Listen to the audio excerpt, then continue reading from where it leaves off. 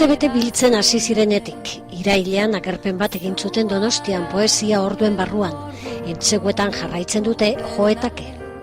Filosofia hasieratik baitzala kantuk ensaio lokalen sortu ez, baina bai kolorea eta moldaketak eta ematea ensaio lokalen.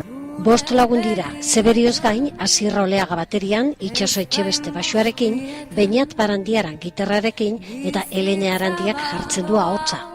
Hitzak gehienetan bi idazlerenak, Arkaitz Kano eta Carlos Linasasororenak. Carlosek denboraren igarotzea, maitasuna, edota nostalgia bezalako gaiak jorratzen ditu, eta Kanok berriz gaur egungo munduarekin erlazionatutako arazoak. Sarean zintzilikatu dituzte kantak. Gainerantzean, diskorik ez daukate oraindik, abuztuan grabatutako maketarekin datoz. Eta entzun gendunen guk geok jak taldeak zeukan soinua, konsiente izan ginean eta kontuatu ginean bazeukala soinu bat, ez? Boston aportazioan ondorioz, da tempora hori da, ez?